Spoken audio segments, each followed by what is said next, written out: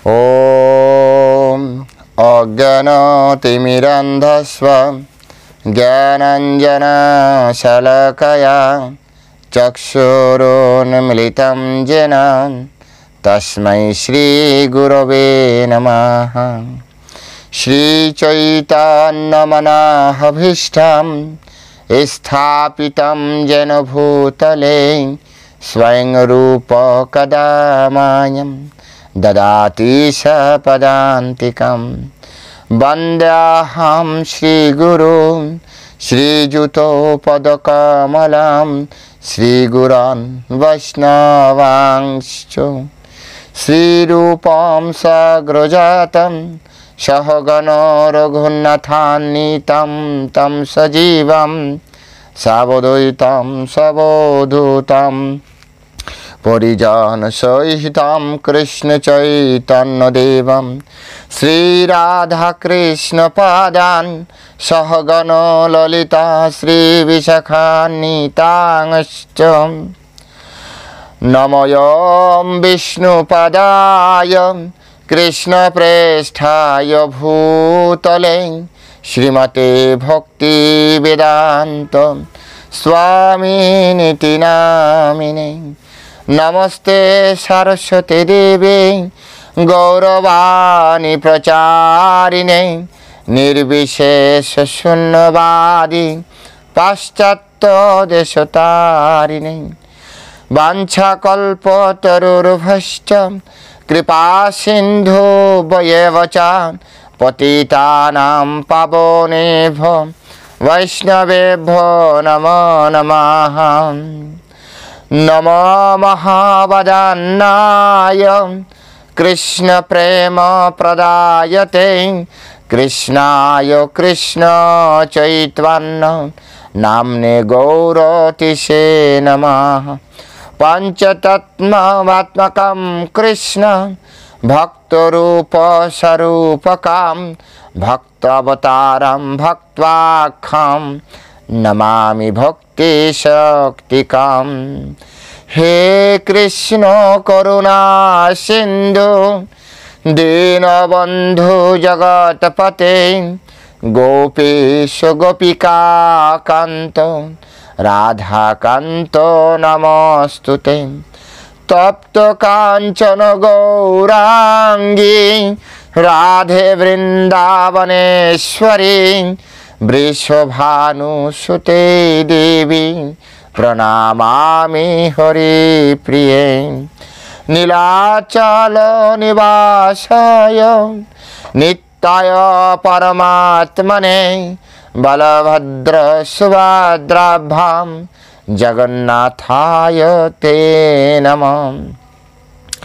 जय श्री कृष्ण चैतन्य प्रभु नित्यानंद श्री अद्वैत गदाधर श्रीवासादि गौर भक्तवृंद। हरे कृष्ण कृष्ण कृष्ण हरे हरे हरे राम राम राम हरे हरे। नारायणं नमस्कृत्य नरं चैव नरोत्तमं देवीं सरस्वती व्यासं ततो जयमुदीरयेत्। नष्टप्रायेषु अभद्रेषु नित्यं भागवत सेवया भागवते उत्तम श्लोके भक्तिर्भवति नैष्टिकी। ओम नमो भगवते वासुदेवाय। ओम नमो भगवते वासुदेवाय। ओम नमो भगवते वासुदेवाय।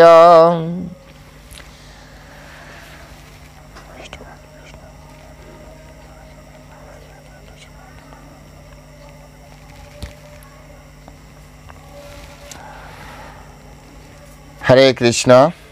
श्रीमद् भागवतम प्रथम स्कंध नवम अध्याय आमरा पाठ करछिलाम। आमादेर उद्देश्य ভগবানের অত্যন্ত প্রিয় ভক্ত পিতামহ ভীষ্মের স্তুতি আমরা পিতামহ ভীষ্মের কাছ থেকে শুনব এবং সেই স্তুতির মাধ্যমে আমরা যে শিক্ষা সেই শিক্ষা আমরা গ্রহণ করব। কারণ পিতামহ ভীষ্ম দ্বাদশ মহাজনের অন্যতম একজন মহাজন। এই দ্বাদশ মহাজনের ভিতরে আপনারা অনেকেই জানেন যে কে কে এই দ্বাদশ মহাজনের ভিতরে আছেন।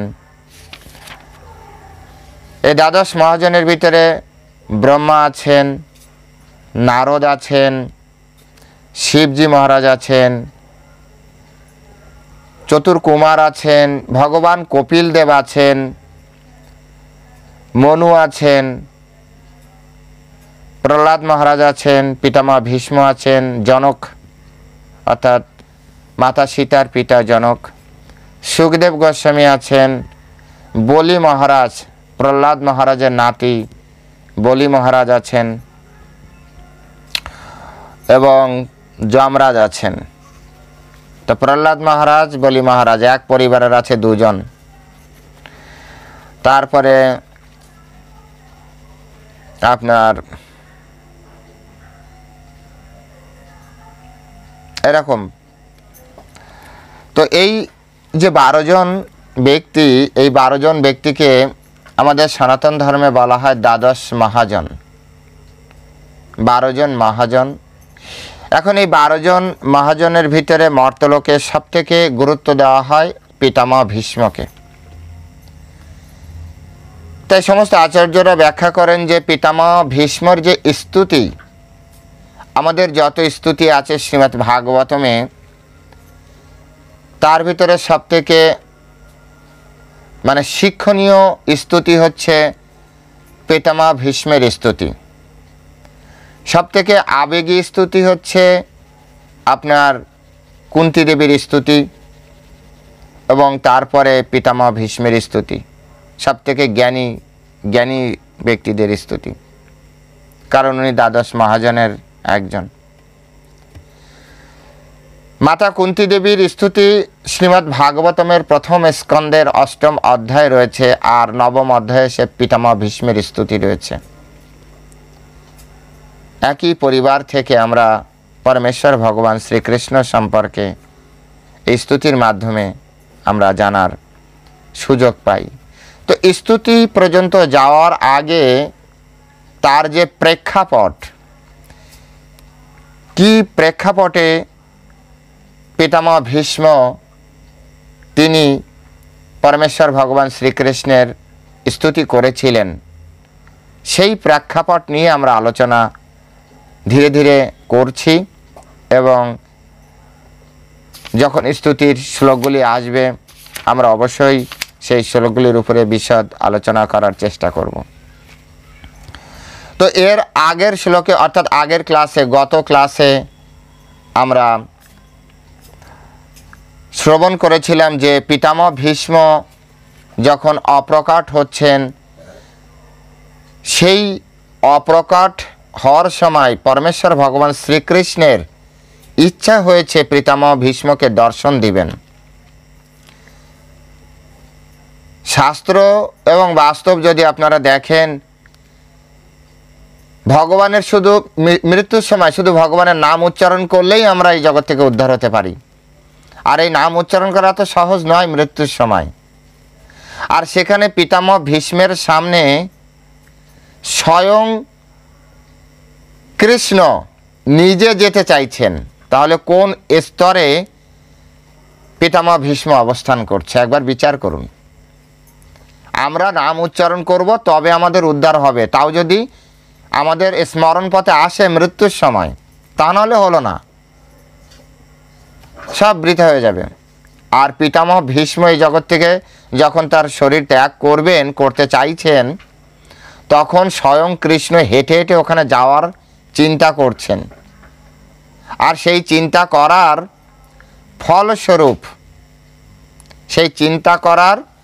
ফলস্বরূপ তিনি যুধিষ্ঠির মহারাজের হৃদয়ে মোহ উৎপন্ন করেছে। যুধিষ্ঠির মহারাজ আর কোনোভাবে শান্ত হতে পারছে না, তিনি অত্যন্ত ভয়ভীত হয়ে পড়েছেন, তিনি বুঝতে পারছেন না, তিনি নিজেকেই সবথেকে বড় দোষী মানছেন, এমনকি কৃষ্ণও তাকে বোঝাতে পারছেন না। তখন কৃষ্ণ চালাকি করে বললেন, তাহলে এক কাজ করুন, আমরা সবাই পিতামহ ভীষ্ম বয়োজ্যেষ্ঠ ওনার কাছে যাই। তার মানে কি, কৃষ্ণ বোঝাবে আর কেউ বুঝবে না, তাই কি হয়? কিন্তু অর্জুনকে বুঝিয়েছে, হয়েছে, কিন্তু যুধিষ্ঠিরকে বোঝাতে পারছে না। তো কৃষ্ণ চাইছে যে একটা বাহানা বানিয়ে পিতামহ ভীষ্মের কাছে কিভাবে যাওয়া যায়। তো সকলে পিতামহ ভীষ্মের কাছে গিয়েছেন, আর এই খবর চারিদিকে ছড়িয়ে পড়লে সারা আমাদের সমগ্র ব্রহ্মাণ্ড থেকে বিভিন্ন রথী মহারথী যারা আছেন, মহান ব্যক্তিরা, তারা সবাই চলে এসেছে, মানে অলরেডি এসেছেন। তার ভিতরে ছিলেন পর্বতমণি, সুদেবপ্রভু মাইকটা এন কর, পর্বতমণি, নারদ, ধৌম, তারপরে বেদব্যাসজি স্বয়ং গিয়েছেন, বৃহদ্দশ গিয়েছেন, ভরদ্বাজ গিয়েছেন, তারপরে সশিষ্য রেণুকাসুত মানে ভগবান পরশুরাম। সুদীপ প্রভু, আপনার মাইকটা অন আছে, ওটা মাইকটা অফ করে দেবেন প্লিজ। বশিষ্ঠ গিয়েছেন, তারপরে এরকম গৌতম ঋষি গিয়েছেন, কৌশিক গিয়েছেন। তারপরে ওই পর্যন্ত আমরা আলোচনা করেছিলাম সুদেব প্রভু আপনার মাইকটা মিউট করে দিন, আপনার মাইকটা মিউট বন্ধ করুন।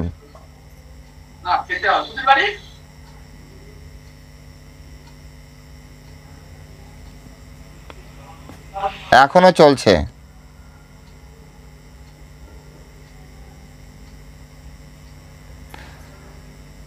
ওকে, তো আজকের শ্লোক আমাদের এখান থেকে, অন্যচ মুনয় ব্রাহ্মণ ব্রহ্মরাত আদয় অমলান শিষ্যই উপেতা অজগমন কশ্যপ অঙ্গিরাস আদয়াম তান সমেতন মহাভাগন উপলভ্য বসু উত্তমম পূজায়াম আশো ধর্মজ্ঞ দেশ কাল বিভাগবিদ কৃষ্ণঞ্চ তৎপ্রভাবজ্ঞ আশীনাম জগদ ঈশ্বরাম হৃদিস্থম পূজায়ামাস মায়ায়া উপেতা উপাত্ত বিগ্রহম পাণ্ডুপুত্রাণম আশীনাম প্রশ্রায়ম প্রেম সঙ্গতান অভ্যাচ্বষ্ট অশ্বৈ অন্ধীভূতেন সচক্ষুষা। তো এখন আমরা এই সংস্কৃত শ্লোকগুলোর বাংলা অর্থ আমরা বোঝার চেষ্টা করি। প্রথম যে শ্লোক 8 নম্বর শ্লোক, সেই শ্লোকে বলছে অন্যে, মানে এর আগে যা বলেছে তারপরে আরও কারা এসেছে। অন্যে চ মুনয়, হে ব্রাহ্মণ বলছে, তারপরে কারা এসেছে? সুখদেব আদি অমল পরমহংস, সুখদেব গোস্বামী ওখানে এসেছিলেন। দেখুন কত মজার ব্যাপার, সুখদেব গোস্বামী শ্রীমদ্ ভাগবতম ব্যাখ্যা করেছেন, ভাগবতম শুনিয়েছিলেন কাকে? পরীক্ষিত মহারাজকে। তাহলে উনি কত মহান, কত জ্ঞানী। এই সুখদেব গোস্বামী পর্যন্ত গিয়েছেন, পিতামহ ভীষ্ম যখন অপ্রকট হবেন সেই সময় সেই কথা শুনে যে পিতামহ ভীষ্ম অনেক কথা বলবেন, যাওয়ার আগে নিশ্চয়ই কিছু না কিছু বলবেন। ওনার মতো মহান ব্যক্তি কিছু না বলে যাবেন না জগৎবাসীর জন্য। তো পরমেশ্বর ভগবান যখন যাচ্ছে কিছু না কিছু কথা হবে, যুধিষ্ঠির মহারাজকে বোঝানোর জন্য অনেক কিছু বোঝাবেন। তাই সুখদেব গোস্বামী ভাগবত প্রবচন শ্রবণের জন্য তিনি সেখানে গিয়েছেন। ভাগবত প্রবচন শোনার কতটা আকাঙ্ক্ষা সুখদেব গোস্বামীর মতো পরমহংস ব্যক্তি। এবং সেখানে বলা হচ্ছে যে অমালান আদায় অমালান, অর্থাৎ সম্পূর্ণভাবে নির্মল চরিত্র, সম্পূর্ণভাবে নির্মল। আমাদের ভিতর তো মলই মল, কিন্তু সুখদেব গোস্বামী সম্পূর্ণভাবে মানে অমল চরিত্র, পরমহংস, তিনি গিয়েছিলেন। তারপরে কি গিয়েছিলেন? কশ্যপ মুনি। কশ্যপ মুনি, অঙ্গিরস, তারপরে আরও প্রমুখ মুনিগণ তার নিজ নিজ শিষ্য পরিবৃত্ত হয়ে শিষ্যের উপেতা, অর্থাৎ তারা শুধু একা যাননি, এটা গুরুদেবের কাজ। গুরুদেব যখন যাবেন তখন তার শিষ্যদের সাথে নিয়ে যাবেন, ভক্তদের সাথে নিয়ে ঘুরবেন, তার শিষ্যদের সাথে নিয়ে ঘুরবেন। তো এখানে কত গুরুত্বপূর্ণ কথা এখানে আলোচনা হচ্ছে। সুখদেব গোস্বামী সম্পর্কে শ্রীমৎ এই ভাগবতমে শিলা প্রভুপাদ অনেক ব্যাখ্যা করেছেন। তিনি বলছেন যে সুখদেব যেন তেন ব্যক্তি নন। সুখদেব গোস্বামী শ্রীমৎ মানে এই যে আপনার বেদব্যাসের অত্যন্ত মানে যোগ্য পুত্র, অত্যন্ত বিখ্যাত পুত্র। শ্রীমৎ ভাগবত যার মুখ থেকে বেরিয়েছেন, বিখ্যাত পুত্র। এবং শুধু পুত্রই নন, তিনি শিষ্য। কারণ তিনি কি করেছিলেন, তিনি এই শ্রীমদ্ ভাগবতম সহ মহাভারত এবং বিভিন্ন শাস্ত্র তার এই সন্তানকে শিখিয়েছিলেন। তাই তিনি অত্যন্ত মহান বিদগ্ধ পণ্ডিত, অত্যন্ত পরমহংস স্তরের ভক্ত এবং সম্পূর্ণরূপে নির্মল চরিত্রের এবং দিগম্বর, তার ভিতর বাইর মানে সবই একেবারে পরিষ্কার। তো এই স্তরের ব্যক্তিরা পর্যন্ত এই কথা শ্রবণের জন্য গিয়েছিলেন। কশ্যপ তো জানেন, আমাদের ওনার নাম অনুযায়ী একটা গোত্রই রয়েছে, কশ্যপ গোত্র। কশ্যপ মুনির কথা আর কি বলবো। আমার মনে হয় যে পৃথিবীতে যত ব্যক্তি আছে তার মেজরিটি% কশ্যপ মুনির পুত্র। হ্যাঁ, দেবতা, দানব, সাপ, সব মানব সবই প্রায় কশ্যপ মুনির বিশাল অবদান রয়েছে। প্রজাপতি কশ্যপ ইনি, হ্যাঁ, মরিচির পুত্র এবং দক্ষের জামাতা। কশ্যপ মুনি দক্ষের জামাতা। এবং মানে আপনারা সকলেই জানেন যে ওনার যে সন্তানাদির যে লিস্ট, আমরা এখনও বেশিরভাগ মানুষ যারা এখন অচ্যুত লিখি দীক্ষার পরে তারাও মনে হয় মেজরিটি% মানে কশ্যপ গোত্র থেকে এসছে। তাই মহান ব্যক্তি ইনি। এবং তারপরে আছে আপনার অঙ্গিরস মুনিও এসেছিলেন। অঙ্গিরস মুনি হচ্ছে মহর্ষি অঙ্গিরার পুত্র। তিনি দেবগুরু বৃহস্পতি নামে পরিচিতি। দেবগুরু বৃহস্পতি চলে এসেছিলেন। কথিত হয় যে দ্রোণাচার্য তার অংশ অবতার। এই যে দেবগুরু বৃহস্পতি, ইনি হচ্ছেন অঙ্গিরস। আর ইনি আপনার কি বলা যায় যে পিতামহ ভীষ্মের কিন্তু গুরুদেব। কারণ গঙ্গা যখন পিতামহ ভীষ্মকে নিয়ে গিয়েছিলেন স্বর্গে, তখন দেবগুরু বৃহস্পতির কাছেই উনি পড়াশোনা করেছিলেন। তো শিষ্য প্রবচন করবে, গুরুদেব চলে এসেছে। তাহলে শিষ্যের কোয়ালিটি চিন্তা করুন, শিষ্যের কোয়ালিটি সকলে চলে এসেছে। যে পিতামহ ভীষ্ম এই ধরাধাম থেকে যাবেন, যাওয়ার আগে কিছু বলবেন, এখনও কিছু বলেননি কিন্তু তারা আসছে। তো তারা যখন সবাই এসে গিয়েছে, এখন কেউ আছে ছোট, কেউ আছে সমবয়সী, কেউ আছে বড় বড় ব্যক্তি, তার থেকে সিনিয়র ব্যক্তি। তো তাদেরকে আপনার পিতামহ ভীষ্ম তিনি কিভাবে যত্ন করলেন, কিভাবে তাদের, তো বলছে তান সমেতান মহাত্মানা মহাভাগান উপলভ্য বসু উত্তমাম। বলছে পূজা মাস ধর্মজ্ঞ দেশ কাল বিভাগবিদ। এই ধর্মতত্ত্ববেত্তা, দেশ কাল পাত্র অনুসারে কার্য সম্পাদনে দক্ষ অষ্টবসুর শ্রেষ্ঠ ভীষ্মদেব সেই সমস্ত মহাপ্রভাবশালী ঋষিদের সেখানে উপস্থিত দেখে যথাযথভাবে তাদের স্বাগত অভ্যর্থনা জানালেন। পূজায় মাস, তিনি সকলকে তার প্রত্যেকের স্থান অনুযায়ী, স্থান পাল পাত্র, হ্যাঁ, তো স্থানকাল পাত্র অনুযায়ী তিনি কি করলেন, প্রত্যেককে স্বাগতম জানালেন, অভিবাদন করলেন, পূজা করলেন। অনেকে বলবেন যে তিনি তো ষড়শয্যায় ছিলেন, তিনি তো নড়তেও পারছিলেন না, তো তিনি কিভাবে স্বাগতম জানালেন, তিনি কিভাবে অভিবাদন করলেন, বা তিনি কিভাবে পূজা করলেন। তো এখানে অত্যন্ত সুদক্ষভাবে এখানে সুখদেব গোস্বামী বলছেন যে দেশ কাল ও বিভাগবিদ, যাতে আমাদের ভিতরে কোনো রকম দ্বিধা দ্বন্দ্ব না থাকে এই বিষয়টি। এই যে পূজায়ম আস ধর্মজ্ঞ, এই দুটি শব্দ বোঝাতে বুঝতে যে যাতে আমাদের ভিতরে কোনো রকম সংশয় না থাকে, কোনো রকম সংশয় না থাকে, তাই সুখদেব গোস্বামী তারপরে একটা শব্দ জুড়ে দিলেন। সেই শব্দটা কি? দেশ কাল ও বিভাগবিদ। অর্থাৎ এই যে ব্যক্তি পিতামহ ভীষ্ম, ইনি স্থান কাল আর পাত্র বিচার অত্যন্ত নিপুণ এবং তিনি ধর্মজ্ঞ, ধর্মতত্ত্ব সম্পর্কে পূর্ণ জ্ঞাত। আগেই বলা হচ্ছে দ্বাদশ মহাজনের অন্তর্গত তিনি ছিলেন এবং এই দ্বাদশ মহাজনের অন্তর্গত থাকার ফলে তিনি সম্পূর্ণভাবে ধর্মতত্ত্ব সম্পর্কে জানেন।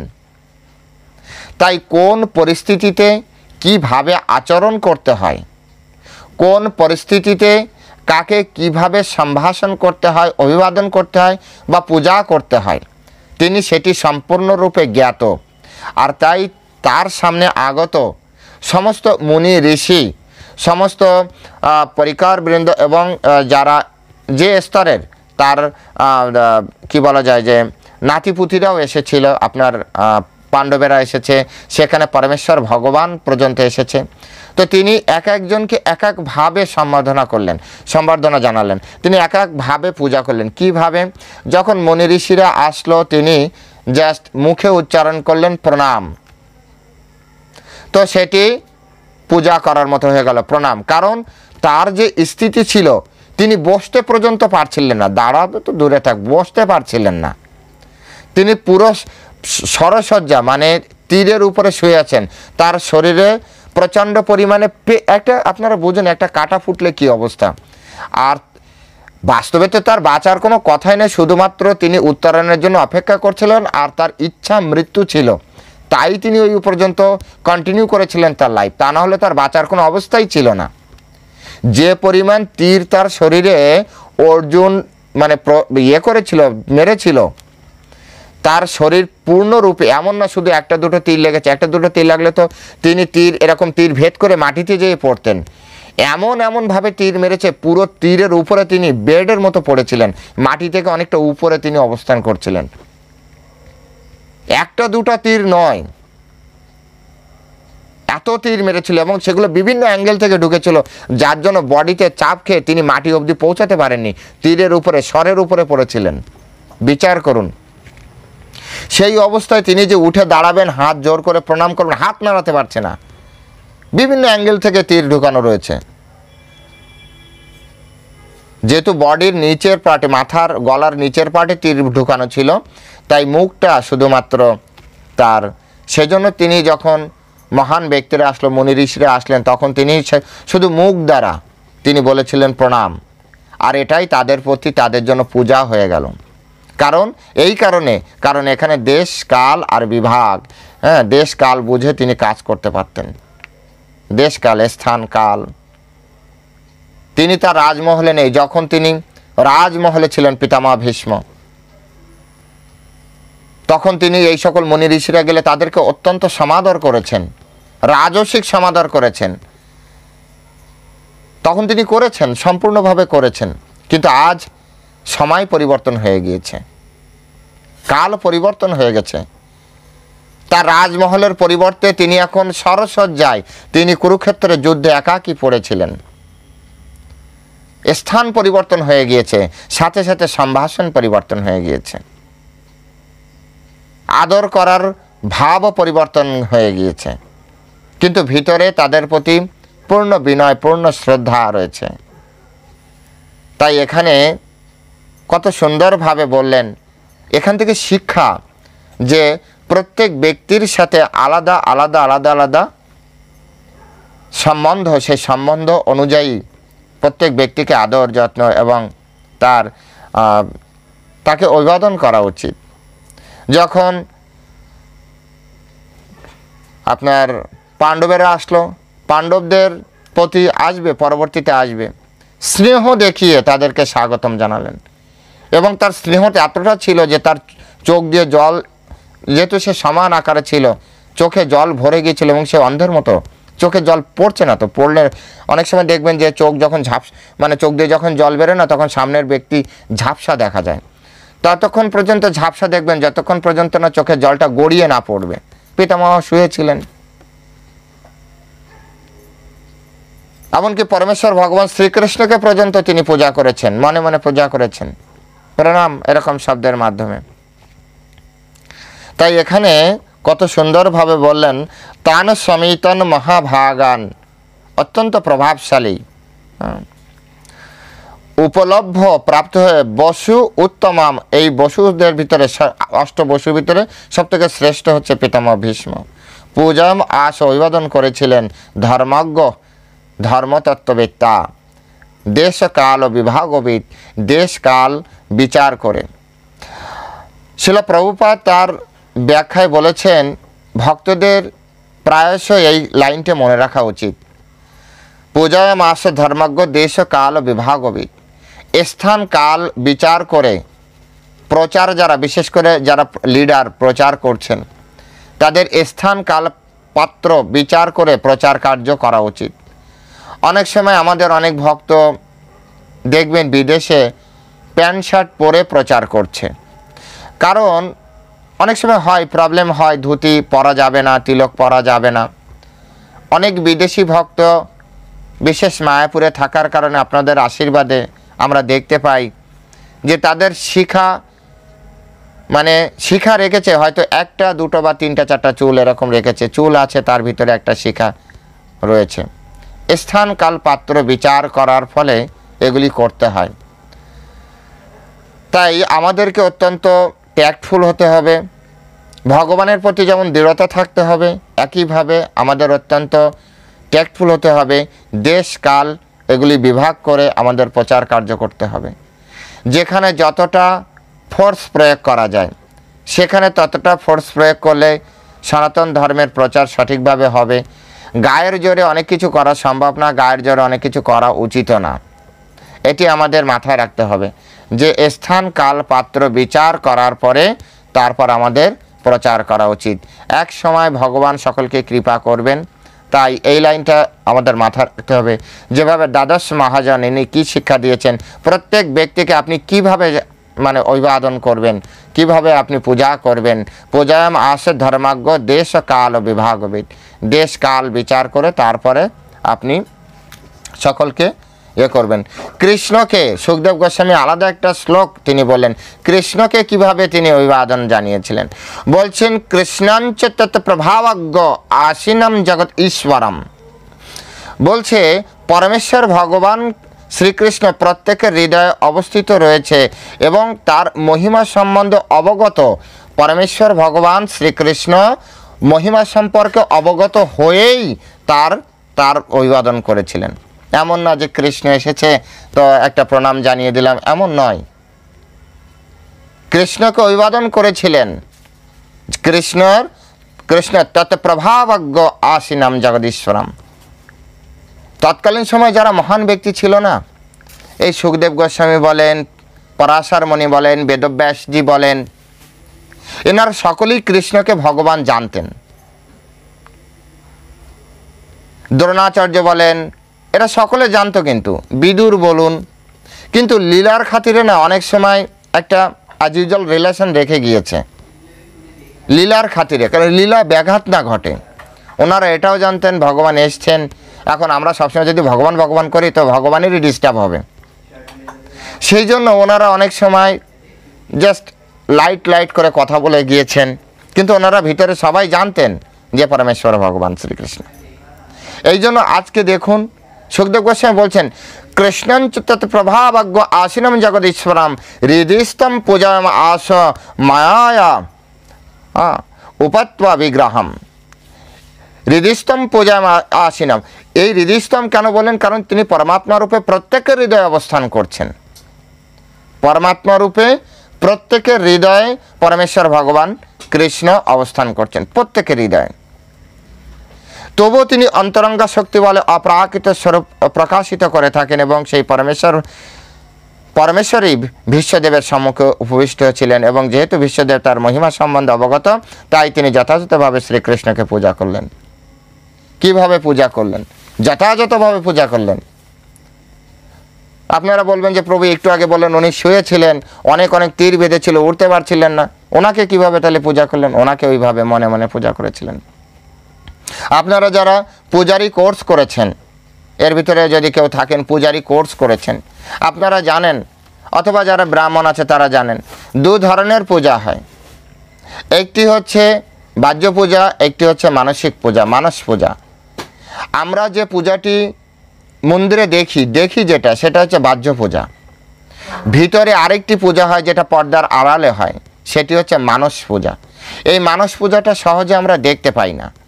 মানস পূজাটা যে কোনো ব্রাহ্মণ যাদের পূজারি কোর্স পূর্ণরূপে আছে, পূজারীরা অবশ্যই বাহ্য পূজার আগে মানস পূজা করে। মানুষের সমস্ত কিছু পাদ্য অর্ঘ্য সব কিছু, পুষ্প ধূপ দীপ সব কিছু প্রদান করেন, মানুষের সব কিছু প্রদান করে দেন। পিতামহ ভীষ্ম তিনি কি করেছেন, মানুষের সব কিছু সমস্ত কিছু দিয়ে তিনি ধূপ পাদ্য অর্ঘ্য ধূপ দ্বীপ যা কিছু দেওয়ার সেই জলশঙ্খ দেন, রুমাল দেন, সব কিছু প্রদান করে দিয়েছে মানুষে। এই জন্য বলছেন হৃদয়স্থম পূজাম আসম। তিনি হৃদয়ের অভ্যন্তরে অবস্থিত পরমাত্মা ভগবান পরমেশ্বর ভগবান শ্রীকৃষ্ণকে পরমাত্মা রূপে তিনি সেখানে পূজা করেছেন। যদিও পরমেশ্বর ভগবান পরমাত্মা, তথাপি তিনি তার যে মায়া অর্থাৎ তার যে কি বলা যায় যে নিজের অন্তরঙ্গা শক্তিকে আশ্রয় করে তিনি সব বিগ্রহে নিজের রূপে তিনি আজ সামনে এসেছেন। কিন্তু ভিতরে যে আপনার পরমাত্মা রয়েছে, সেই পরমাত্মাকে তিনি পূর্ণরূপে পূজা করেছেন, মানুষে পূজা করেছেন, মানুষেই ধূপ দিয়েছেন, মানুষেই দীপ দিয়েছেন, মানুষে পাদ্য দিয়েছেন, অর্ঘ্য দিয়েছেন, পুষ্প দিয়েছেন, মানুষের জলশঙ্খ দিয়েছেন, সব কিছু মানুষ পূজা করে নিয়েছেন তিনি। সেই জন্য বলা হচ্ছে তিনি পূজা করেছেন কৃষ্ণকে, এবং কতটা সিনসিয়ারলি পূজা করেছেন, সিরিয়াসলি পূজা করেছেন। বলছেন কৃষ্ণঞ্চ তৎ প্রভাবজ্ঞ আসীনম জগদীশ্বরম। এমন না কৃষ্ণ এসেছে, ঠিক আছে একটু প্রণাম জানিয়ে দিলাম, পূজা করে দিলাম। বলছে যে তৎ প্রভাবজ্ঞ, কৃষ্ণকে জেনে শুনে বুঝে তারপরে প্রণাম করেছে, পূজা করেছে। এইভাবে এটা অনেক বড় একটি বিষয়, অনেক বড় একটি শিক্ষা। আমাদের বর্তমান সময়তে এত ভাগবত গীতা, এত কিছু, এত প্রবচন শোনার পরেও অনেক ব্যক্তি কৃষ্ণকে মানতে চায় না। যাই হোক, এক একজনের শিক্ষা দীক্ষা এক এক রকম। পাণ্ডুপুত্ররা যখন আসতো, পাণ্ডুপুত্ররা সকল ছোট, ওরা এসছে, ওদেরকে কিভাবে বলছে, পাণ্ডুপুত্রান উপাসিনান প্রশ্রয় প্রেম সঙ্গতান অভ্যচষ্ট অনুরাগ অশ্বই অন্ধীভূতেন চক্ষুষা। মহারাজ পাণ্ডুর পুত্ররা তাদের মরণোন্মুখ পিতামহের প্রতি প্রীতিবশত অভিভূত হয়ে নিঃশব্দে কাছেই বসেছিলেন, কোনো কথা বলছে না। যুধিষ্ঠির মহারাজ তো একেবারে পা ধরে দুই চরণ কপালে ঠেকে বসেছিলেন, একেবারে কাছে চুপচাপ বসেছিলেন। কারণ যুধিষ্ঠির মহারাজ সব থেকে নিজে বেশি গিল্টি ফিল করতেন, সব থেকে বেশি গিল্টি ফিল করতেন হচ্ছে যুধিষ্ঠির মহারাজ। তিনি ভাবছিলেন যে এই সব কিছু আমার কারণে হয়েছে, এই যুদ্ধ হতোই না যদি আমি রাজা না হতে চাইতাম। এইভাবে তার ভিতরে আত্মগ্লানি, আত্মসমীক্ষার ফলে এটি হয় যে শুধু নিজের স্বার্থে আমি এই যুদ্ধ করালাম। আরে দুর্যোধন তো অত্যন্ত সুন্দরভাবে রাজ্য পরিচালনা করছিল, বেকার আমি কেন রাজ্য চাইতে গেলাম? প্রত্যেক প্রজা, দেখুন একজন মহান ভক্তের দৃষ্টিভঙ্গি এখানে বিচার করুন। যুধিষ্ঠির মহারাজ এখানে আগে বলেছে, অষ্টম অধ্যায় বলেছে যে দুর্যোধন অত্যন্ত সুন্দরভাবে তার রাজ্য পরিচালনা করছিলেন এবং তার রাজ্যে কোনো প্রবলেম ছিল না, প্রজারা সুখী ছিলেন। শত্রুতা ছিল আমার সাথে ব্যক্তিগত, আর আমি সেই ব্যক্তিগত শত্রুতার জন্য এত বড় বিধ্বংস করেছি। আমি সেই ব্যক্তিগত শত্রুতাটাকে কাজে লাগিয়ে লাখো লাখো ব্যক্তির প্রাণ নিয়ে নিয়েছি। এই সম্পূর্ণ দায়ভার আমার, আমি এই যুদ্ধের রেসপন্সিবল পারসন। এতটা গিল্টি ফিল করছিল, তাই এরা পাঁচ ভাই একেবারে বসেছিল, বলছ একেবারে উপাসিনান নিকটে নিঃশব্দে উপবিষ্ট। কি বলবে পিতামহ ভীষ্মের কাছে? পিতামহ ভীষ্মের গায়ে যে তীরগুলো ঢুকেছে না, এ অন্য কোনো যোদ্ধা তীর ঢোকায়নি, এতটা ক্ষমতা কারো ছিল না। এই অর্জুন যাকে কোলে করে মানুষ করা হয়েছে সেই অর্জুন দিয়েছিল। একবার বিচার করুন, যার কোলে পিঠে মানুষ হয়েছে। পিতামহ ভীষ্ম, ওই কৌরব বংশের ভিতরে পিতামহ ভীষ্মই যতটা আশ্রয়, যতটা প্রশ্রয় দিয়েছে পিতামহ ভীষ্মই দিয়েছে। কারণ ছোটবেলা থেকে আপনারা জানেন দুর্যোধন এবং ধৃতরাষ্ট্র তাদেরকে কত রকম অত্যাচার করেছে, মারার প্ল্যান করেছে। যতটুক রক্ষা প্রতিরক্ষা, যতটুক স্নেহ মমতা যা কিছু পাওয়ার রাজাদের তরফ থেকে তা কিন্তু পেয়েছে শুধুমাত্র এই পিতামহ ভীষ্মের কাছ থেকে আর বিদুরের কাছ থেকে। সেই পিতামহ ভীষ্মের শরীরে যে তীরগুলো বিধানো না, সেই তীরগুলো সব অর্জুনের হাতে। আর আপনারা যারা ভক্ত, যারা জানেন সিনিয়র, এই 5 জনের ভিতরে সবথেকে বেশি ভালোবাসতেন অর্জুনকে পিতামহ ভীষ্ম। মানে একবার বিচার করুন, আপনাকে যে সবথেকে বেশি ভালোবাসে বা আপনি যাকে সবথেকে বেশি ভালোবাসেন তাকে যখন আপনি আঘাত করছেন, বিবশ হয়ে আঘাত করছেন, আর এই আঘাতের পরে আপনি যখন তার সামনে গিয়েছেন, আপনার কি অবস্থা হবে? নিজের অ্যাঙ্গেলে যদি এটা বিচার করতে পারেন তাহলে আপনি বুঝতে পারবেন যে ওই সময় এই পাণ্ডুপুত্রদের অবস্থা কি ছিল। তাই তারা কোনো রকম নিঃশব্দে উপাসীনান নিঃশব্দে নিকটে বসেছিলেন। প্রশ্রয় অভিভূত প্রেম অনুভূতিতে তখন পিতামহ ভীষ্ম তাদেরকে অভিনন্দিত করেছিল। কিভাবে? অনুরাগ ও অনুভূতি সহকারে, অনুভূতি সহকারে তাদেরকে অভিবাদন করেছিলেন। সন্তান পৌত্রদের মানে কি বলে নাতিপুতিদের তাদেরও অভিবাদন করছে। কিভাবে? অশ্রয়ী অন্ধভূতেন চক্ষুষা, তাদেরকে স্নেহর মানে অশ্রু দ্বারা তাদেরকে অভিবাদন করেছিলেন। পিতামহ ভীষ্ম তাদের প্রতি এত করুণা প্রদর্শন করেছিলেন, এত স্নেহ তাদেরকে দিয়েছিলেন, তাদের প্রতি এত প্রেম ছিল যে সেই প্রেমের অশ্রু দ্বারা তার চোখ সম্পূর্ণভাবে মানে মানে চোখের উপরে একটা, আমরা যদি এরকম শুয়ে থাকি আর চোখে যদি জল আসে ওই সময় দেখবেন বাকিটা সব ঝাপসা লাগছে। কতক্ষণ ঝাপসা দেখব? যতক্ষণ ওই চোখের জল গড়িয়ে না পড়ছে। আমাদের প্রত্যেকের লাইফে এরকম হয়েছে। পিতামহ ভীষ্ম এভাবে শুয়েছিলেন। তাদের প্রতি দৃষ্টি নিক্ষেপে তার ভিতর থেকে এতটা করুণা, এতটা প্রেম জাগ্রত হলো যে তার সমস্ত অশ্রু আচ্ছন্ন হয়ে গেল এবং তার অবস্থা হলো অন্ধভূতেন, অন্ধের মতো। তিনি আর দেখতে পাচ্ছেন না কিছু, তার চোখ অন্ধের মতো হয়ে গেল। এবং এরকম একটি অবস্থায় গদগদ কণ্ঠে তিনি তার পৌত্রদের প্রতি বলেছিলেন, তার নাতিপুতিদের প্রতি বলেছিলেন, অহ কষ্টম। পিতামহ ভীষ্ম অত্যন্ত হৃদয় বিদারক শব্দ, তার হৃদয় চৌচির হয়ে যাচ্ছিল। তিনি বললেন যে অহ কষ্টম, অহ কষ্টম, অহ অন্যায়াদ যত উদয়ম ধর্মনন্দনা জীবিতুম না অর্থক্লিষ্টম বিপ্রধর্মচ্যুতশ্রায়া। পিতামহ ভীষ্ম বললেন, হায় অহ, সাক্ষাৎ ধর্মের পুত্র হওয়ার ফলে তোমরা কি ভীষণ দুঃখ কষ্ট ও কি ভীষণ অন্যায় আচরণ ভোগ করেছ। সেই ভয়ঙ্কর অবস্থার মধ্যে তোমাদের জীবিত থাকার কথাই নয়, তবুও ব্রাহ্মণ, ভগবান ও ধর্মের দ্বারাই তোমরা সুরক্ষিত হয়েছিলে। পিতামহ ভীষ্ম আজ শেষ মুহূর্তে, তার জীবনের অন্তিম মুহূর্তে এসে তিনি তার এই পঞ্চ পাণ্ডব সহ সকলের কথা তিনি মনে করছিলেন। তিনি বললেন, অহ কষ্টম, কি পরিমাণ কষ্ট তোমাদের হয়েছে। যদ্যপি তোমরা ধর্মপুত্র, জীবনে কখনো ধর্ম ত্যাগ করেনি।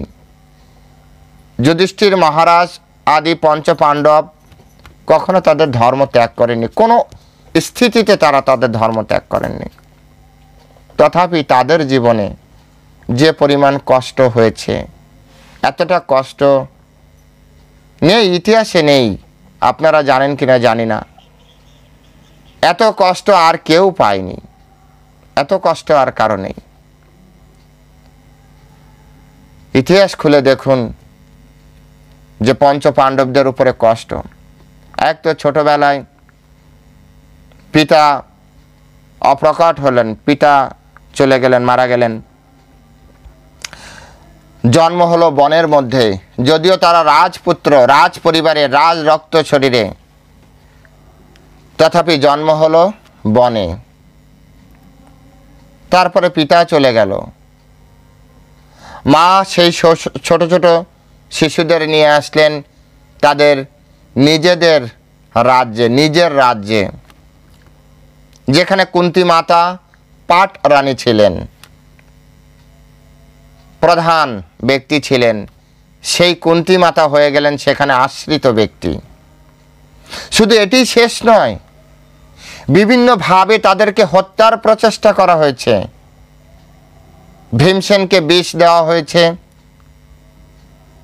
বিভিন্নভাবে মানসিক নির্যাতন করা হয়েছে। অপমান তো একেবারে ডাল ভাতের মতো ওদের জীবনে, পঞ্চপাণ্ডবের জীবনে। পিতামহ ভীষ্ম তাই স্মরণ করছেন, অহ কষ্টম অহ অন্যায়াম।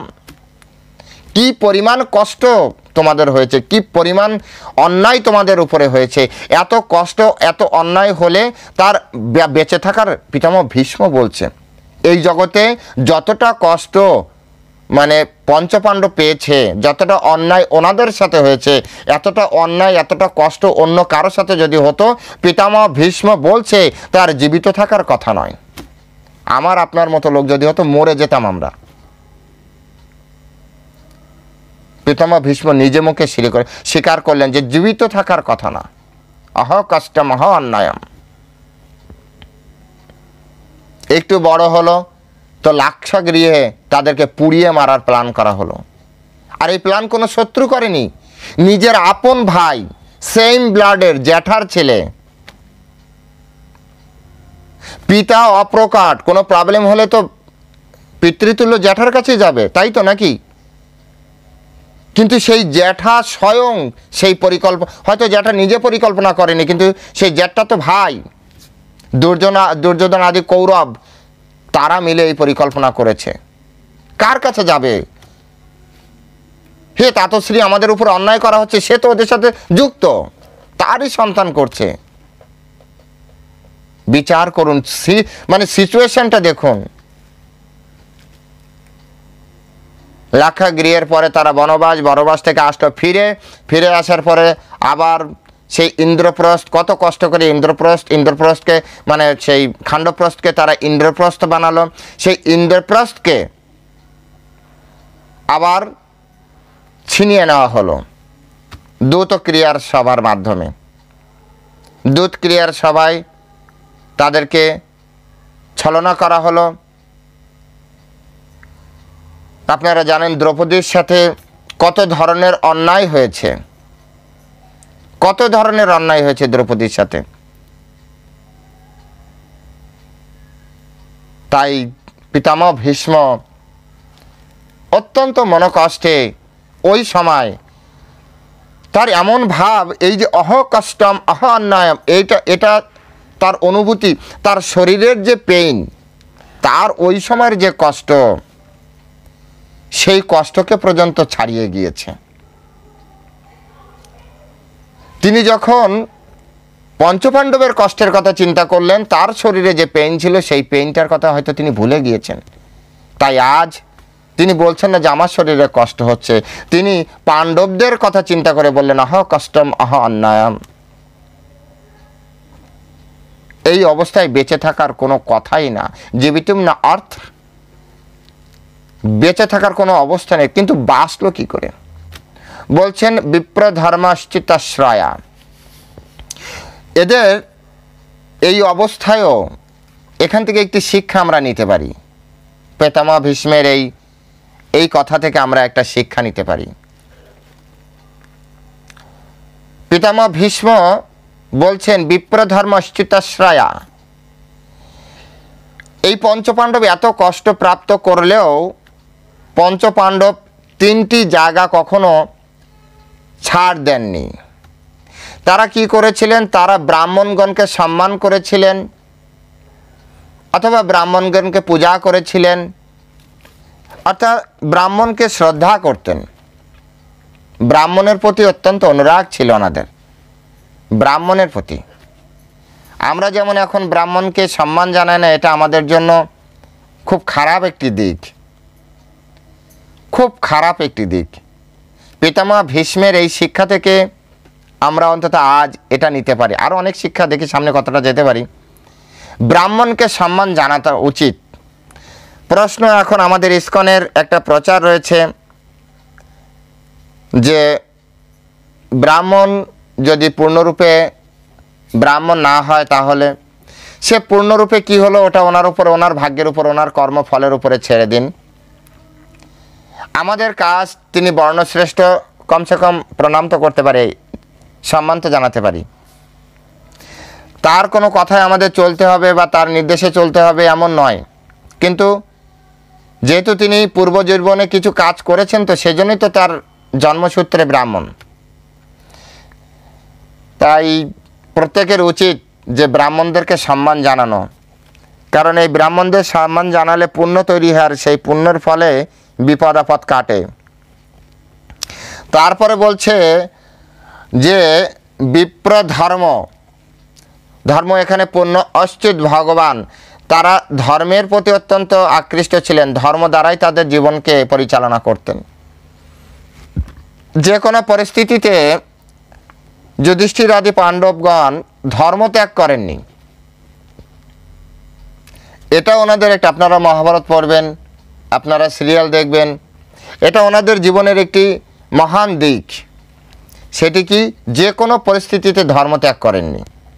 আমাদের বর্তমান কলিযুগের মানুষের পরিস্থিতি কি? পরিস্থিতি বা বিনা পরিস্থিতিতে যে কোনো অবস্থায় তারা ধর্মটা গ্রহণ করাটা তাদের জন্য কষ্টকর, ধর্ম ত্যাগ করাটা তাদের জন্য খুব ভালো একটা সিচুয়েশন, খুব ভালো একটা জীবন দর্শন। অনেক ব্যক্তি ধর্ম ত্যাগ করাটাকেই স্মার্টনেস ভাবে।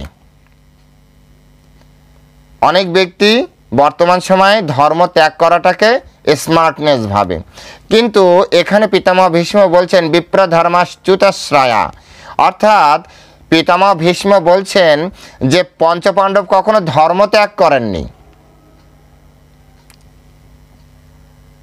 আজও দেখুন বর্তমান সময় অনেক ধরনের সাংসারিক, সামাজিক, অর্থনৈতিক বিপত্তি আছে, কিন্তু ধর্মের আশ্রয় থাকলে আপনি ঠিক ভগবান আপনাকে রক্ষা করবে, ভিতর থেকে আপনাকে রক্ষা, আপনাকে শক্তি, সাহস এগুলো প্রদান করবে। সাথে সাথে তিনি কি করেছিলেন? ভগবানের প্রতি তাদের নিষ্ঠা ছিল, ভগবানের প্রতি নিষ্ঠা ছিল। আমাদের মতো নিষ্ঠা নয়। আমাদের নিষ্ঠা কেমন? আমরা ভগবানকে ডাকি, এটা সত্য, কিন্তু ভগবানকে ডাকতে ডাকতে যদি কখনো আমাদের কিছু খারাপ কিছু হয়, পঞ্চপাণ্ডবের মতো হতে হবে না, কিছু একটা খারাপ কিছু হয়, আমি এত তোমাকে ডাকছি তারপরেও তুমি আমার সাথে এরকম করলে, সাথে সাথে ভগবানকে ব্লেম করি। আর তুমি লোক পাও না এই জগতে, সব কিছু আমার উপরেই, যত ধরনের অন্যায় যত আমার উপরেই তোমাকে প্রয়োগ করতে হবে। ভগবানকে এইভাবে আমরা ব্লেম করতে শুরু করে দিই। কিন্তু পিতামহ ভীষ্ম পঞ্চপাণ্ডব সম্পর্কে বলছেন যে বিপ্র ধর্মাচ্যুতাশ্রয়া, তিনি ব্রাহ্মণদের, এই পঞ্চপাণ্ডব কখনো ব্রাহ্মণদের অনাদর করেননি, ধর্মকে কখনো ছাড়েননি, এবং ভগবান, অচ্যুত মানে হচ্ছে ভগবান, আপনারা জানেন অচ্যুত মানে ভগবান, ভগবানকেও কখনো ত্যাগ করেননি। আর এর ফলে কি হয়েছে? এর ফলে যে জিনিসটি হয়েছে সেটি হয়েছে এই তিনটার কারণে তারা সবসময় সুরক্ষিত ছিল, সবসময় সুরক্ষিত ছিল। তো আমাদের কি করতে হবে? আমাদের অবশ্যই শিলচরে, সুশীল প্রভু আপনার মাইকটা একটু বন্ধ করবেন প্লিজ। এই সময় কেউ মাইকে হাত দেবেন না। শিলচরের, আসাম শিলচরের সুশীল প্রভু,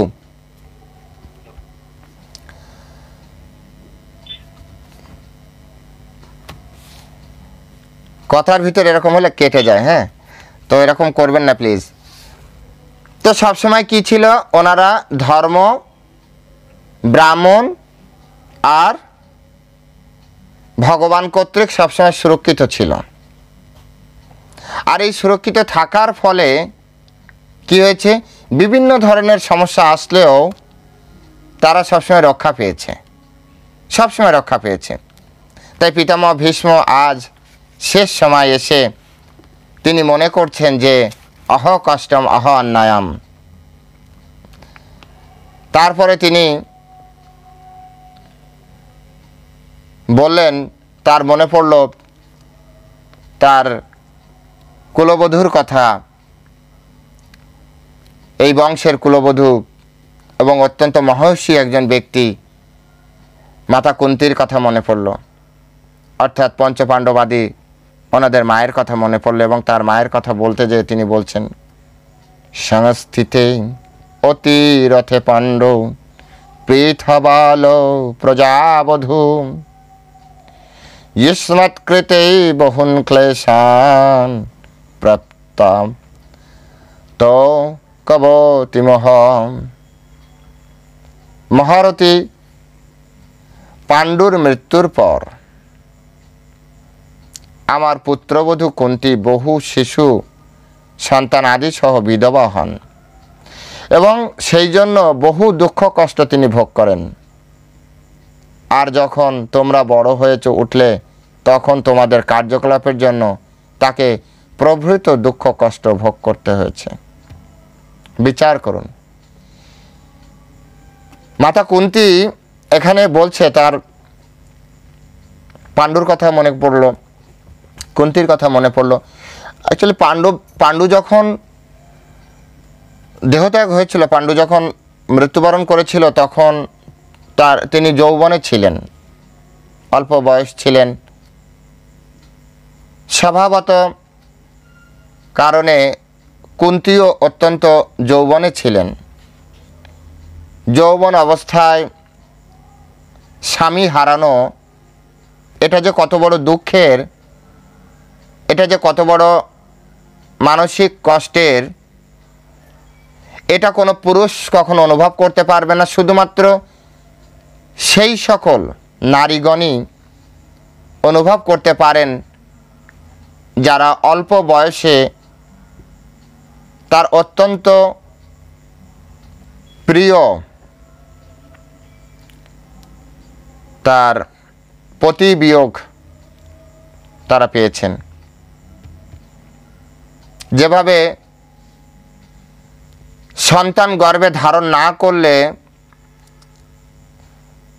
প্রসব যন্ত্রণা বা সন্তান ধারণের অনুভূতি কখনো হৃদয়ঙ্গম হয় না, ঠিক একইভাবে যদি না কখনো কোনো সৎ চরিত্রবান এবং পতি অনুগত স্ত্রীর অল্প বয়সে যদি কখনো তার পতি বিয়োগ হয়, সেছাড়া এই শ্লোকের মর্মার্থ অনুভব করা আমরা পড়তে পারবো, পুরুষরা পড়তে পারবে, কিন্তু পুরুষ অভিমানী ব্যক্তিগণ এই শ্লোকের মর্মার্থ উপলব্ধি করতে পারবে না। জাস্ট এটুকু বুঝতে পারি কি অবস্থা তখন হয়েছিল। তো বলছে তার পুত্রবধূ কুন্তী মানুষ কত কষ্ট পেয়েছিল, তার স্বামী চলে গেল। শুধু স্বামী চলে গেল না, সাথে তার সাথে রয়ে গেল 5টি সন্তান, যুধিষ্ঠির আদি পঞ্চপাণ্ডব। এই সন্তানদের ছিল বনের মধ্যে, বনের মধ্যে সন্তানদেরকে কিভাবে লালন পালন করবে, তাই লালন পালন করার জন্য তিনি বেছে নিলেন যে আমার তো রাজ্য আছে, সেই রাজ্যের ভিতর রাজ্যে যাই, নিশ্চয়ই কোনো একটা ভালো কিছু হবে। রাজা ছিলাম, রাজার স্ত্রী ছিলাম, পিতামহ ভীষ্ম আছে, জ্যেষ্ঠ ভ্রাতা ধৃতরাষ্ট্র আছে, অসুবিধা হবে না আমার সন্তানের লালন পালনে। কিন্তু আপনারা সবাই জানেন মহাভারতের ইতিহাস, মাতা কুন্তী অনেক আশা নিয়ে আসলেও প্রকৃতপক্ষে তার জীবনে কোনোদিন সুখ আসেনি। তিনি বিভিন্ন প্রকারে তার সন্তান এবং তার প্রতি যে লাঞ্ছনা, তার সন্তানকে মেরে ফেলার যে পরিকল্পনা, এরকম বিভিন্নভাবে তিনি নির্যাতন, মানসিক নির্যাতন, অপমান, অপদস্থ, বিভিন্নভাবে তার প্রতি যে অত্যাচার চলছিল, তিনি বহুত দুঃখ কষ্ট অনুভব করেছেন, বহু দুঃখ কষ্ট। এক সময় তার পুত্রগণ ধীরে ধীরে বাড়তে শুরু করে। সন্তান যখন বড় হলো, তখন তো পিতামাতার একটা এ থেকে সন্তান বড় হলে পিতামাতা কিছুটা সুযোগ পাবে, কিছুটা রেহাই পাবে, এই মনে হয় তার সুখের দিন আসলো। কিন্তু মাতা কুন্তীর জীবনে হলো তার উল্টো। সন্তান তো বড় হলো, কিন্তু তার জীবনে দুঃখ কষ্ট নূতন রূপ নিল।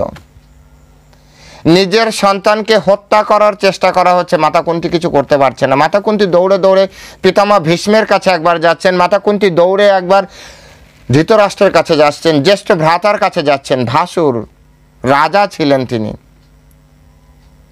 আমার সন্তানের প্রতি অন্যায় করা হচ্ছে, দয়া করে আপনারা কিছু করুন।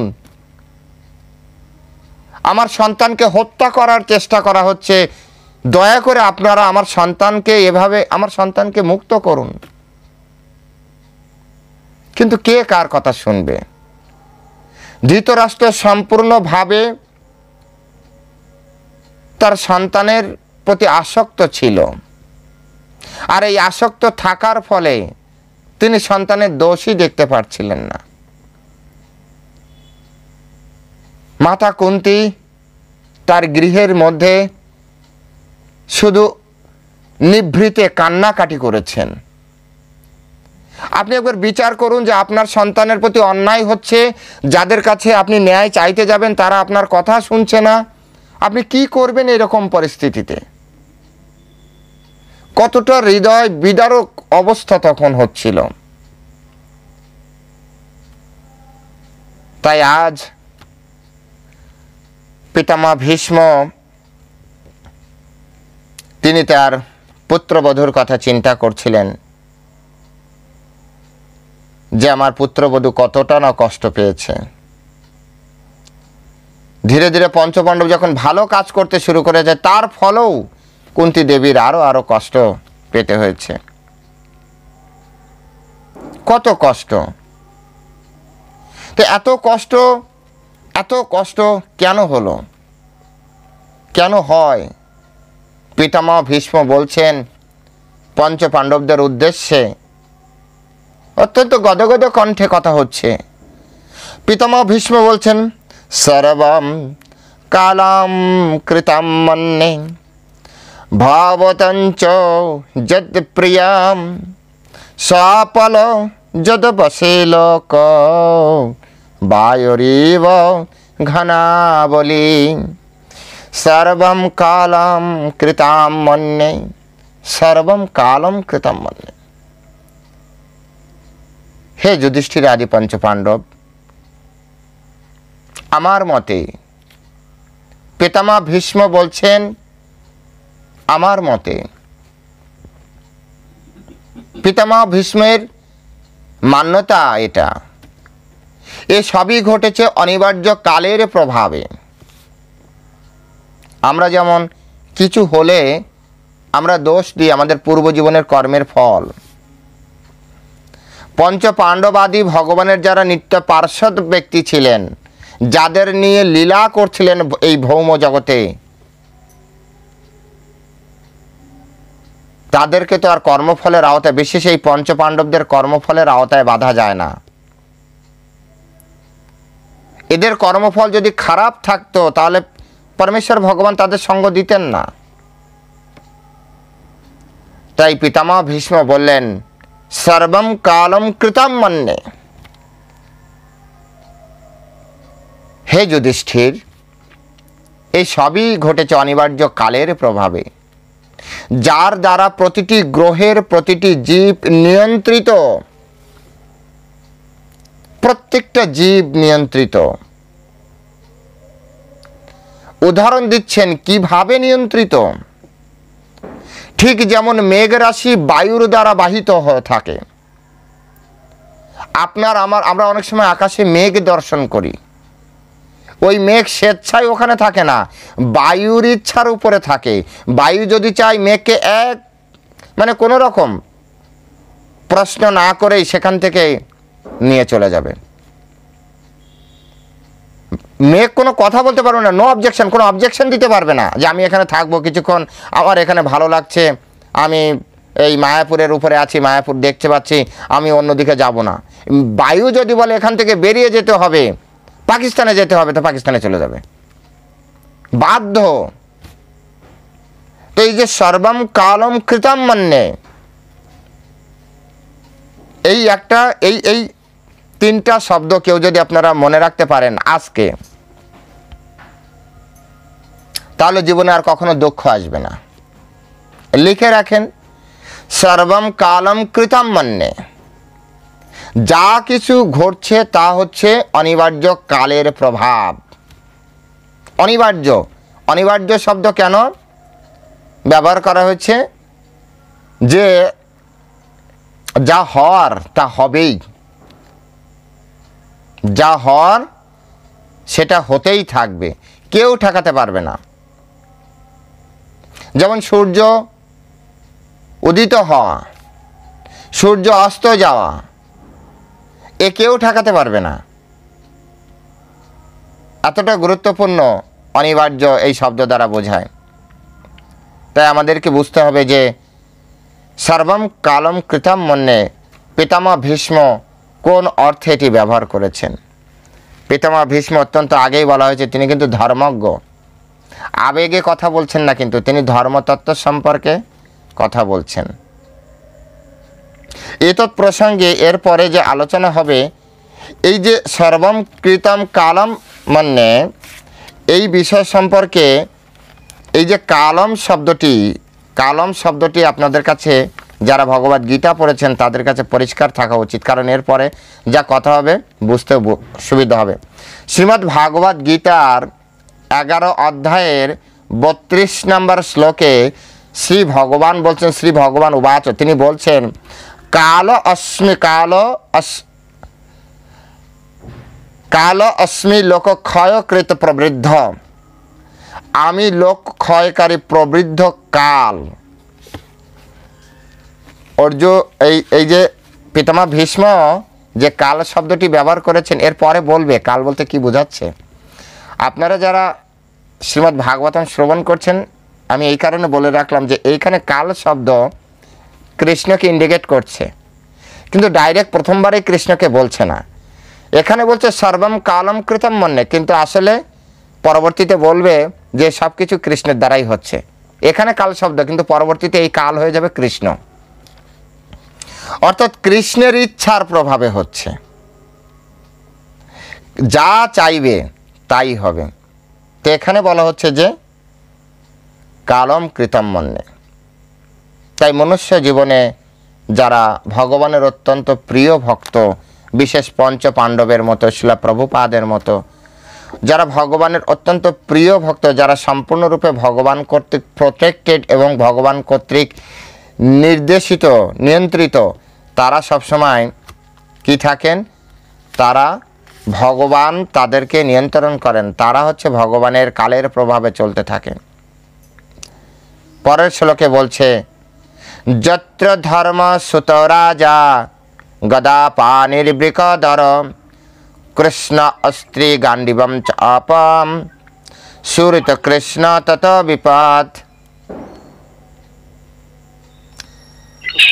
স্বপ্না মাতাজি, আপনার মাইকটা মিউট করে দেবেন। স্বপ্না মাতাজি, মাইকটা একটু বন্ধ করবেন। কথা বলছিলাম প্রভু, হরে কৃষ্ণ। প্রভু একটা কথা বলার ছিল। পরে বলবেন মাতাজি, ক্লাস টাইমে কথা বললে সব বিগড়ে যাবে। আচ্ছা, নোট করে রাখুন।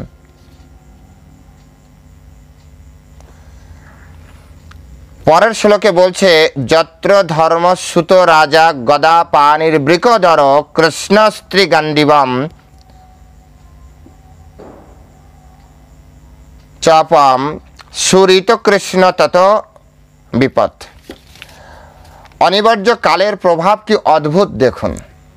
পিতামহ ভীষ্ম যুধিষ্ঠির আদি পঞ্চ পাণ্ডবদেরকে বোঝাচ্ছে যে কালের প্রভাব কতটা প্রভাবশালী। এর প্রভাব অপরিবর্তনীয়, সে যাই হোক, যেই হোক, যে সময় হোক, কালের প্রভাবকে কেউ খণ্ডন করতে পারবে না। কালের প্রভাব কতটা প্রভাবশালী। অভিমন্যু সাক্ষাৎ ভগবান পরমেশ্বর ভগবানের ভাগ্নে,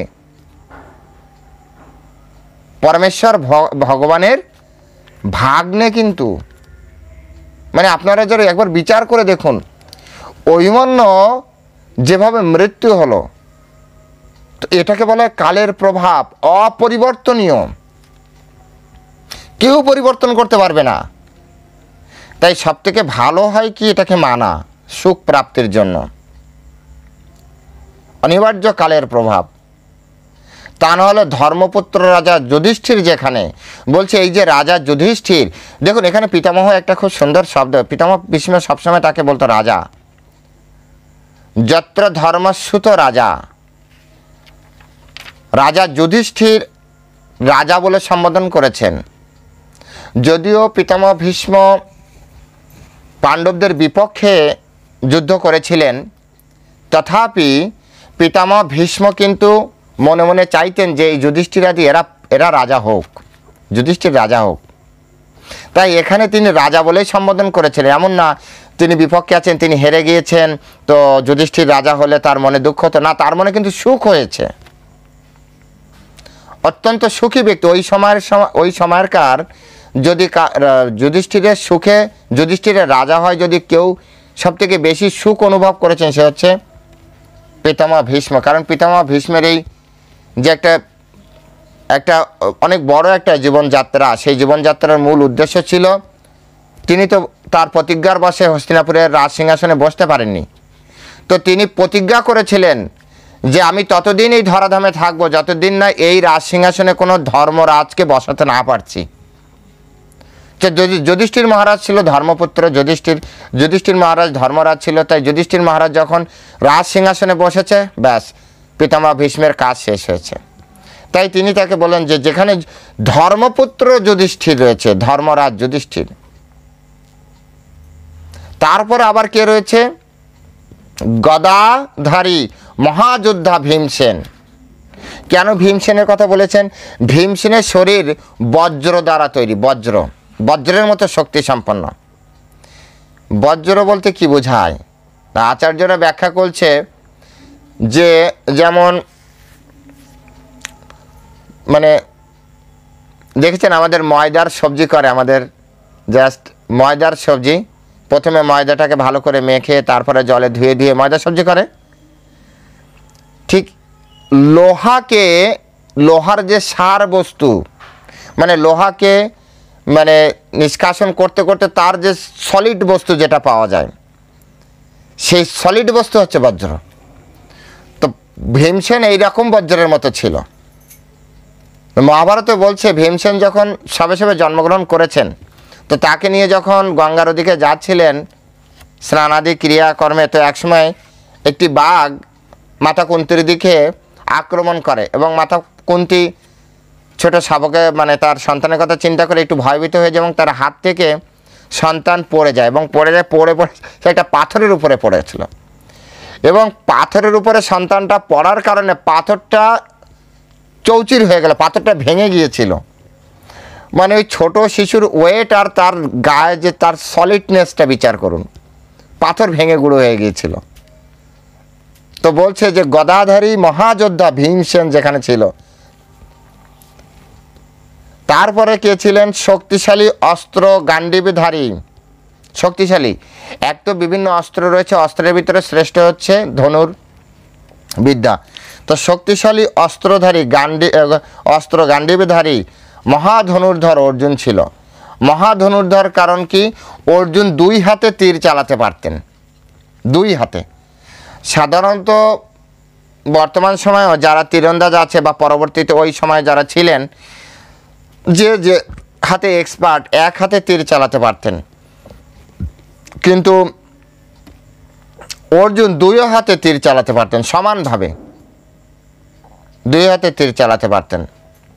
এই জন্য তার এক নাম হচ্ছে সব্যসাচী। তো এরকম একজন ব্যক্তি তাদের সাথে রয়েছে। আর সব থেকে বড় কথা, সর্বোপরি পাণ্ডবদের সাক্ষাৎ সুহৃদ হচ্ছে পরমেশ্বর ভগবান শ্রীকৃষ্ণ। এইখানে যে নামগুলি বলেছেন, এই নামগুলির সাথে আপনার শ্রীমদ্ ভাগবত গীতার খুব সুন্দর একটা মিল এখানে অনুভব আছে। শ্রীমদ্ ভাগবত গীতার শেষে সঞ্জয় তো ধৃতরাষ্ট্রকে শোনাচ্ছে, যেখানে কুরুক্ষেত্রে যা যা হচ্ছে লাইভ টেলিকাস্ট হচ্ছে। তো তখন লাস্টে যে শ্লোক বলেছিল আপনাদের মনে আছে, যত্র যোগেশ্বর কৃষ্ণ যত্র পার্থ ধনুর্ধর, মনে আছে? তো সমগ্র সৈন্যবাহিনীর কি দরকার? সঞ্জয় এই দুটি শব্দ দ্বারা ধৃতরাষ্ট্রকে বুঝিয়ে দিলেন, এত সেনাবাহিনী দেখিয়ে লাভ নেই, শুধু কৃষ্ণ আছে আর অর্জুন আছে, এই দুইজন আছে মানে এই পক্ষ জিতবে। আর কেউ আছে কিনা আছে আপনাকে দেখতে হবে না, এই দুইজন এক পক্ষে আছে মানে সমস্ত জয়, শ্রী, বিজয়, নীতি, ধর্ম সব ওই পক্ষে আছে। বিচার করুন একবার। এই কথা বলার উদ্দেশ্য ছিল ধৃতরাষ্ট্রকে তিনি বোঝাতে চাইছিলেন এখনও সময় আছে, এক্ষুনি মেসেজ পাঠান এবং এই মহাবিধ্বংস আপনার সন্তানদের মৃত্যু আপনি বাঁচাতে পারেন। আপনি ভাবছেন আপনার এত অক্ষয়ণী সেনা, ওদের এত অক্ষয়ণী সেনা, কোনো কিছু কাজ হবে না। দুইজন ব্যক্তি এক পক্ষে রয়েছে আর ওই পক্ষে জয় হবে। যত্র পার্থ ধনুর্ধর, যত্র যোগেশ্বর কৃষ্ণ যত্র পার্থ ধনুর্ধর। তো এখানে পিতামহ ভীষ্ম সেম কথাটি বললেন যে যেখানে তুমি নিজে ধর্মপুত্র রাজা, তোমার ভাই রয়েছে গদাধারী মহাযোদ্ধা ভীমসেন, আরেক ভাই রয়েছে গান্ডীবধারী অর্জুন, আর এদের কথা যদি আমি ছেড়েও দিই, যেখানে তোমাদের সব থেকে সুহৃদ ব্যক্তি পরমেশ্বর ভগবান শ্রীকৃষ্ণ, যেখানে কৃষ্ণ তোমাদেরকে সহযোগিতা করেছেন, তারপরও অহ কষ্ট অহ অন্যায়ম, তোমাদের কত কষ্ট হয়েছে, তোমাদের কত অন্যায় তোমাদের উপরে হয়েছে, কতটা অন্যায় হয়েছে। তো এই সব কিছু কেন হয়েছে? সর্বম কালম কৃতম মন্যে, সব কিছু কালের প্রভাবে, অনিবার্য প্রভাবে হয়েছে, কালের দ্বারা প্রভাবিত হয়েছে। একে বলা হয়েছে কালের অনিবার্য অপরিবর্তনশীল প্রভাব। সে যেই হোক না কেন, কালের প্রভাবের বাইরে আমি আপনি কেউ নই।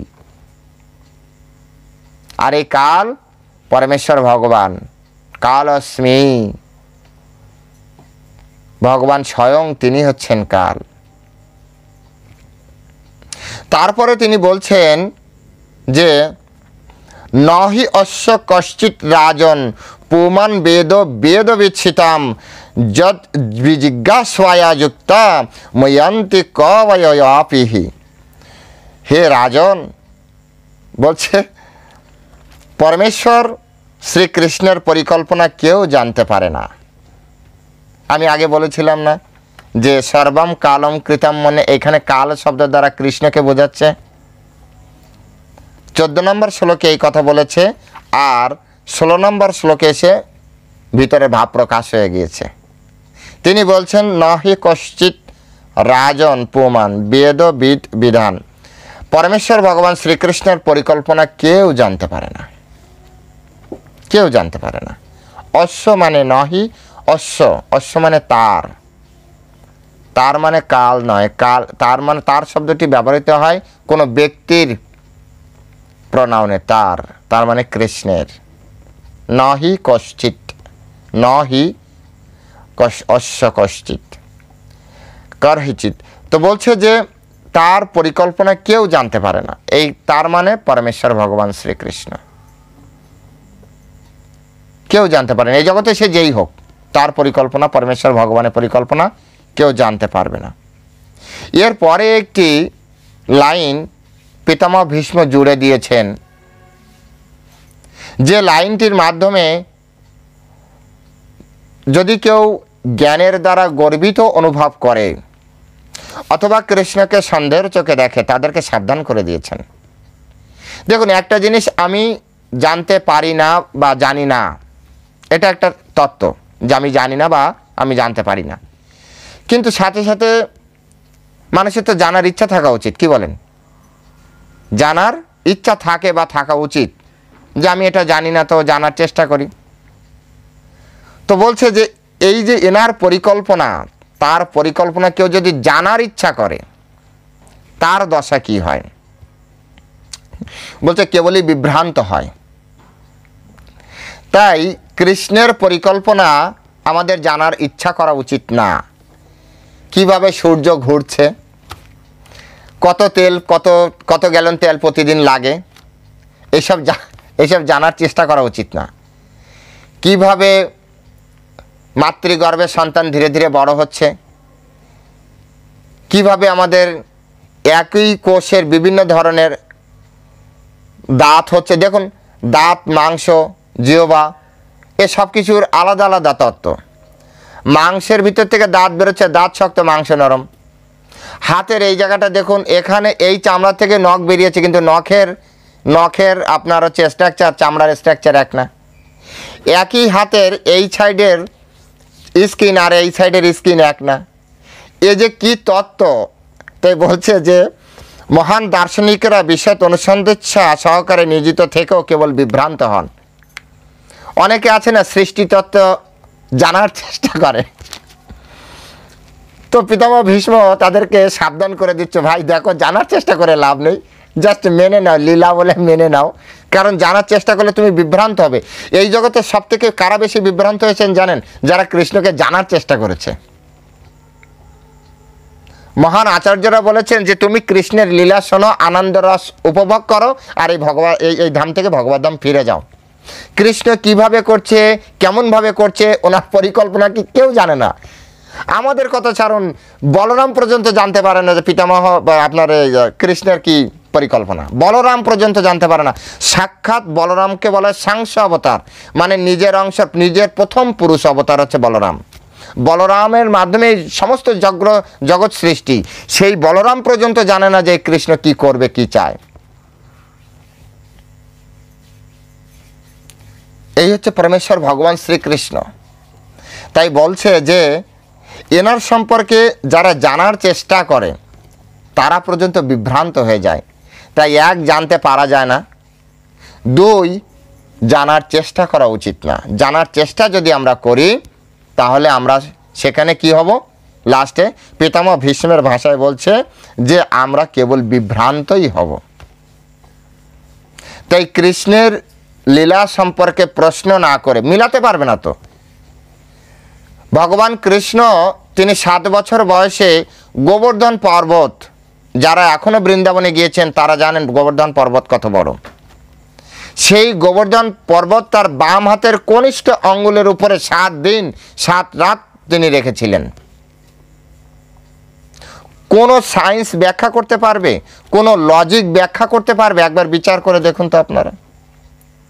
লীলা ভাবা ছাড়া আর আমার আপনার হাতে কি আছে? আমরা কিভাবে বিচার করব বলুন? তাই বলছেন যে মহান দার্শনিকরাও বিশদ অনুসন্ধিৎসা সহকারে নিয়োজিত থেকেও কেবল বিভ্রান্ত হন। পরমেশ্বর ভগবান সম্পর্কে শুধু বিভ্রান্ত হন।